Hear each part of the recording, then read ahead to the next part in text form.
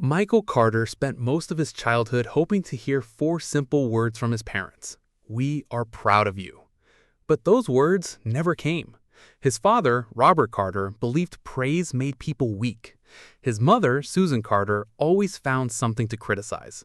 No matter what Michael accomplished, it never seemed enough. When he brought home good grades, his father asked why they were not perfect. When he won school competitions, his mother said they would not matter in the real world. Every achievement became another reason for disappointment. What hurt Michael most was the way his parents treated his younger brother, David. David could do almost anything and still receive praise. If he earned average grades, his parents said he was trying his best.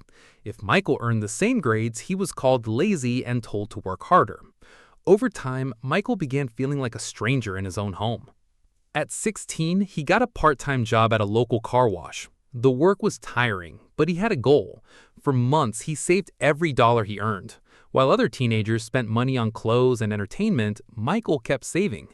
Eventually, he bought an old used laptop. Most people saw junk. Michael saw opportunity. He wanted to learn programming. Every evening after work, he watched tutorials and practiced coding. One evening, his father noticed the laptop. "What is that?" Robert asked. "The computer I bought." His father laughed. "You wasted your money on this?" "I want to learn programming." Robert shook his head. "You think you're going to become rich sitting behind a screen?" Michael stayed silent. His mother appeared in the doorway. "Your father is right. You should do something useful." The words hurt. That night, Michael stared at the ceiling, wondering why nothing he did was ever enough. Still, he refused to quit. After graduating high school, he announced that he wanted to attend college and study computer science. The reaction was exactly what he expected. "College costs money," his father said. "I know. And I'm not paying for your fantasies. I'll find a way myself." "Then do it yourself." For months, Michael studied during the day, worked evenings, and spent nights applying for scholarships. Then a letter arrived. His hands shook as he opened it. He had been accepted into a respected university and awarded a partial scholarship. Excited, he showed the letter to his parents. His father barely looked up. "We'll see how long you last." His mother shrugged. "Just don't ask us for money." A month later, Michael packed his belongings into an old suitcase and left for college. No one came to say goodbye. Standing by the train window, he watched his hometown disappear into the distance. For the first time in years, he felt free. He had no idea that one day he would become richer than anyone in his family had ever imagined. And when that happened, the same parents who ignored him would suddenly remember they had a son. When Michael arrived at college, he quickly realized that getting accepted had been the easy part. Paying for everything was much harder. His scholarship covered only part of the costs. He still had to pay for rent, food, books, and transportation. To survive, Michael worked every chance he got. During the week, he attended classes. In the evenings, he worked at a grocery store. On weekends, he delivered food around the city. Most nights, he returned to his small apartment exhausted. While other students spent time at parties and football games, Michael spent his evenings studying or working. Sometimes he wondered if all the sacrifice was worth it. Whenever he felt discouraged, he remembered the day he left home. He remembered his parents' words. Instead of breaking him, those memories pushed him forward. During his first year, Michael became one of the best students in his program. Professors noticed his dedication. His grades were excellent, and he spent countless hours improving his programming skills. One day, a professor named Daniel Anderson asked him to stay after class. "Michael, who taught you to code like this?" he asked. "I taught myself." The professor looked surprised. "You have real talent." For a moment, Michael didn't know how to respond. Very few people had ever complimented him. Professor Anderson became a mentor. He encouraged Michael to enter coding competitions and apply for internships. At first, Michael doubted himself. He had spent years hearing that his dreams were unrealistic. Still, he followed the professor's advice. A few months later, he applied for an internship at a growing technology company. Hundreds of students wanted the position. Michael expected to be rejected. Instead, he received an email inviting him for an interview. He spent days preparing. When the interview finally arrived, he gave everything he had. A week later, another email appeared in his inbox. He got the job. For the first time, Michael felt that his hard work was paying off. The internship paid better than any job he had ever had. More importantly, it gave him experience and connections. Meanwhile, life at home remained the same. His parents rarely called. When they did, the conversations were short. His father usually talked about David. His mother complained about everyday problems. Neither seemed interested in Michael's achievements. When he told him about the internship, his father simply said, "That's good," before changing the subject. The old disappointment was still there, but it no longer controlled him. For the first time, Michael stopped trying to earn his parents' approval. Instead, he focused on building the future he wanted, and that decision would soon change his life forever. By the time Michael graduated from college, he had already built an impressive resume. The internship turned into a full-time job offer, and several other companies were interested in hiring him as well. For the first time in his life, opportunities seemed to be everywhere. Michael accepted a position at a technology startup. The company was small and the salary wasn't the highest, but he saw potential. The founders were ambitious and the projects were exciting. For the next 3 years, Michael worked harder than ever. Many employees left after normal office hours, but Michael often stayed late into the night. He wasn't trying to impress anyone. He genuinely loved creating software and solving problems. Slowly, the startup began to grow. New investors arrived, new clients signed contracts, revenue increased every year. As the company expanded, Michael earned promotions. His salary doubled, then doubled again. For the first time, he no longer worried about paying rent or buying groceries. Yet he never forgot where he came from. He still lived modestly. He saved most of his income and invested carefully. While some of his coworkers bought expensive cars and luxury apartments, Michael focused on building long-term security. Then, an unexpected opportunity appeared. One of the startup's founders decided to leave and sell part of his ownership. Few employees could afford to buy shares in the company. Michael could. After weeks of thinking, he invested nearly all of his savings. Many people told him it was too risky, but he believed in the company. For several years, nothing dramatic happened. The business continued growing steadily. Then, one morning, everything changed. A major technology corporation announced that it wanted to acquire the startup. The offer was worth hundreds of millions of dollars. When the deal was finalized, Michael's shares became worth more money than he had ever imagined. Suddenly, the young man who had once worked at a car wash was a millionaire. The news spread quickly. Old classmates began sending messages. Distant relatives contacted him out of nowhere. People who had ignored him for years suddenly wanted to reconnect. Among those people were his parents. After months of silence, his phone rang one evening. It was his mother. Her voice sounded unusually warm.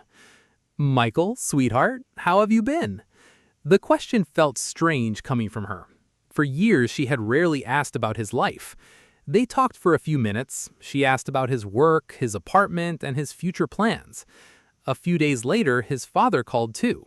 For the first time Michael could remember, Robert sounded friendly. The sudden change made Michael uncomfortable. Deep down, he suspected there was a reason for it. And before long, he would discover exactly what that reason was. Over the next few weeks, Michael's parents called more often than they had during the previous 10 years combined. At first, the conversation seemed normal. His mother asked how work was going. His father wanted to know about the company sale. They spoke kindly and acted interested in his life. Michael wanted to believe things were changing. Part of him still hoped that his parents had finally realized how badly they had treated him. Then the request started. One evening, his father called and casually mentioned that his car was getting old. A new one would make life easier, Robert said. Michael listened, but said nothing. A few days later, his mother called. "The house needs repairs," she explained. "The roof is getting worse every year." Again, Michael listened quietly. Soon the request became more direct. His parents stopped hinting and started asking. "We were wondering if you could help us financially," his mother said during one call. After all, you're doing very well now." Michael wasn't surprised. In fact, he had expected it. What surprised him was how quickly the conversations became focused on money. Whenever they called, the subject eventually returned to expenses, bills, repairs, or purchases. Very little attention was given to Michael himself. No one asked about his struggles during college. No one asked how many nights he had spent working while everyone else slept. No one mentioned the years they had ignored him. One weekend, Michael agreed to visit them. It had been a long time since he had returned home. The neighborhood looked smaller than he remembered. The house looked older. His parents greeted him with smiles. For a few hours, everything seemed pleasant. Then dinner began. As soon as everyone sat down, the conversation shifted. His father started talking about financial problems. His mother mentioned the house again. Then David joined in. Unlike Michael, David had never built a successful career. He had changed jobs repeatedly and struggled with debt. "I've been having a difficult time lately," David said. Michael noticed how carefully everyone watched his reaction. Finally, Robert spoke. "You know, family should help family." The sentence hung in the air. Michael understood exactly what was happening. They weren't interested in rebuilding a relationship. They were interested in his bank account. For years, they had offered criticism instead of support. Now they wanted rewards for sacrifices they had never made. Michael remained calm. He didn't argue. He didn't raise his voice. Instead, he simply listened. And as the evening continued, he became more certain of something he had been avoiding for a long time. A difficult conversation was coming, one that his parents would never forget. For several days after visiting his parents, Michael thought about everything that had happened during dinner. The more he remembered the conversation, the clearer the truth became. His parents had barely asked about his life. They had not talked about his achievements, his goals, or the years he spent struggling alone. Almost every discussion had eventually returned to money. A week later, his mother called again. "Have you thought about helping us with the house?" she asked. Michael took a deep breath. "Yes," he replied. There was a brief silence. "And?" "I think we need to talk first." His mother sounded confused. "What do you mean?" "I mean a real conversation." A few days later, Michael invited his parents to meet him. When they arrived, they immediately began discussing expenses and financial problems. Michael listened patiently. Then he interrupted. "Before we talk about money, I want to talk about something else." The room became quiet. Robert crossed his arms. "What is it?" Michael looked at both of them. "When I was a kid, I wanted your support." Neither parent responded. "When I worked after school to buy my first computer, you laughed at me." His father looked away. "When I got accepted into college, you didn't congratulate me." His mother lowered her eyes. "When I struggled to pay rent and tuition, you never asked if I needed help." The silence grew heavier. "For years, I tried to earn your approval. No matter what I achieved, it was never enough." His father shifted uncomfortably in his chair. Michael continued. "But now that I have money, suddenly you call me all the time." Neither parent could deny it. The truth was too obvious. For the first time, Robert seemed unsure of what to say. "We were hard on you because we wanted you to succeed," he finally said. Michael shook his head. "No, you were hard on me because you didn't believe in me." The words hit harder than any argument. His mother wiped a tear from her eye. "Michael, we never meant to hurt you." "Maybe not, but you did." For a long moment, nobody spoke. Years of disappointment filled the room. Years of silence. Years of missed opportunities. Finally, Michael leaned back in his chair. "I don't hate either of you," he said calmly, "but I'm not going to pretend the past never happened." His parents sat quietly.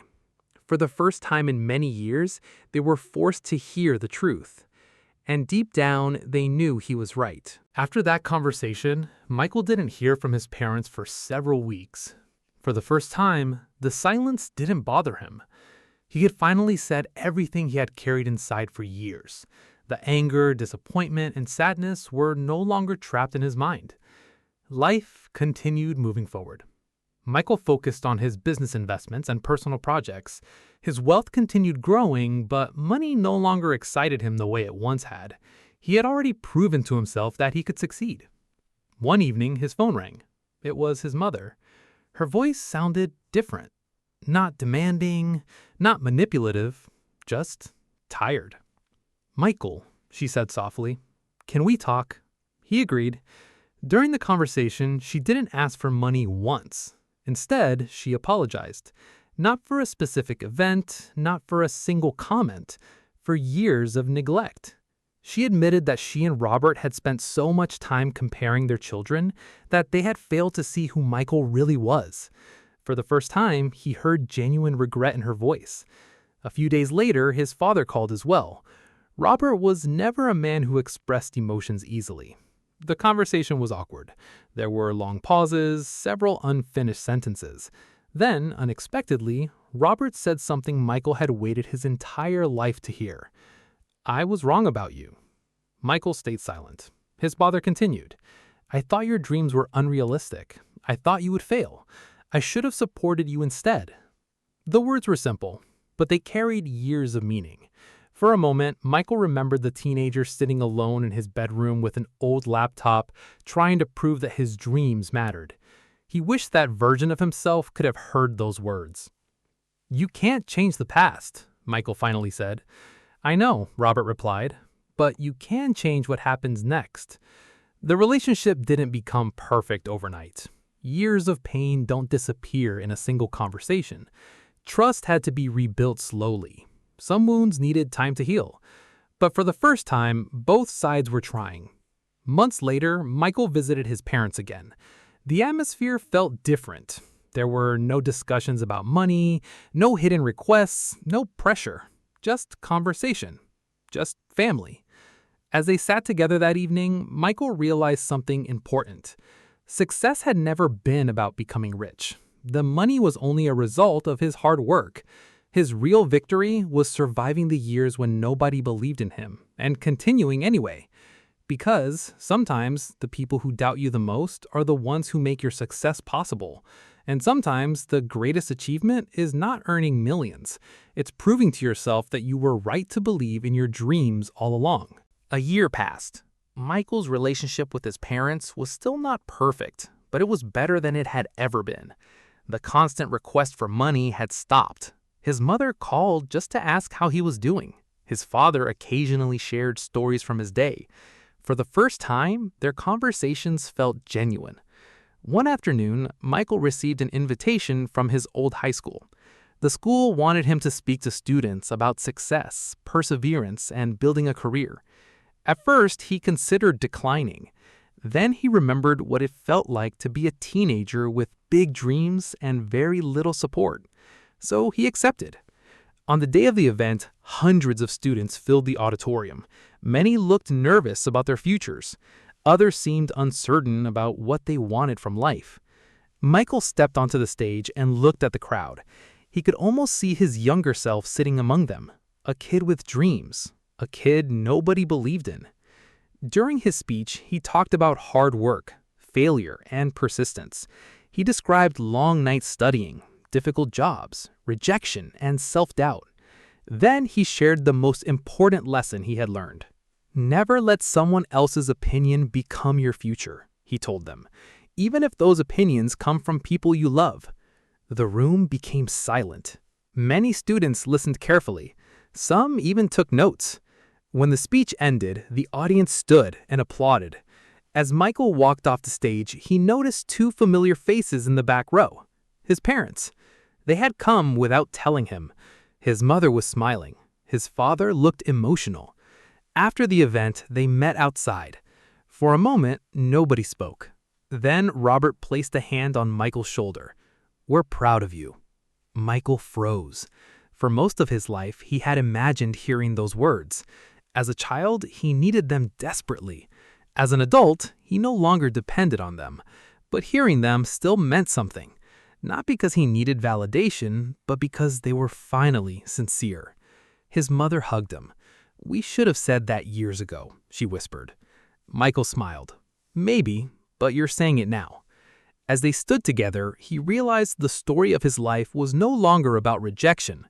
It was about resilience. The boy who had been ignored became successful.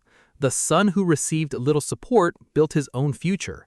And the family that almost lost him learned the value of appreciation before it was too late. Michael never forgot the difficult years. They shaped him. They taught him discipline, independence, and determination. But he also chose not to live in the past, because carrying anger forever only creates another prison. As the sun began to set, Michael looked at his parents and felt something he hadn't expected: peace. Not because everything had been fair, not because the past had disappeared, but because he had finally moved beyond it. And in the end, that was worth far more than all the money he had ever earned.